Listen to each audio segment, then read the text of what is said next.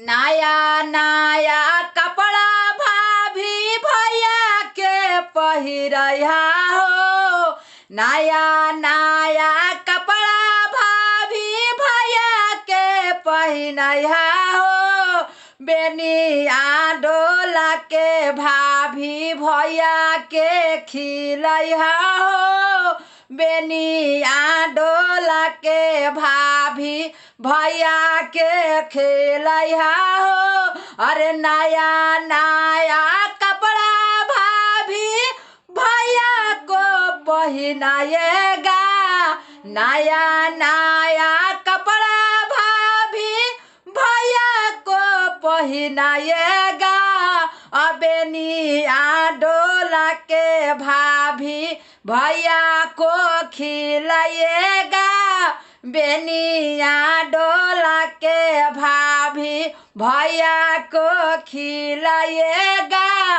कि कर लिया हो भाभी भरा मांग से नूरावा।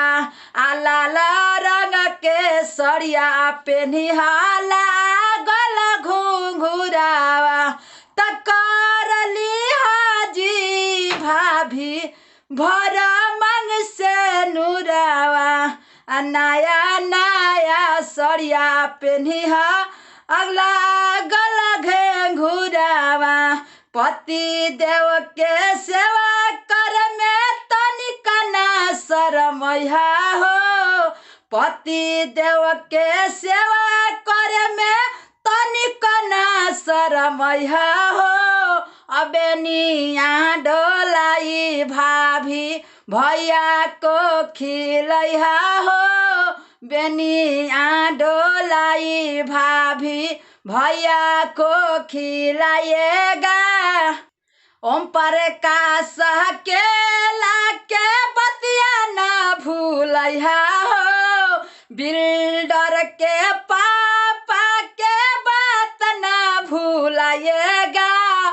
बेनिया डोला के भाभी भैया को खिलाएगा।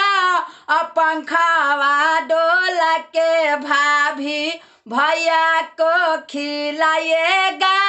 कि नया नया कपड़ा भाभी भैया को खिलाएगा। नया नया कपड़ा भाभी भैया को पहिनाएगा।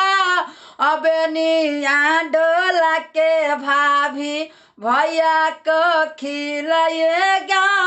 पंखा डोला के भाभी भैया को खिलाएगा। सबके प्रणाम नमस्कार। हम प्रकाश अकेला बिडरवा के पापा।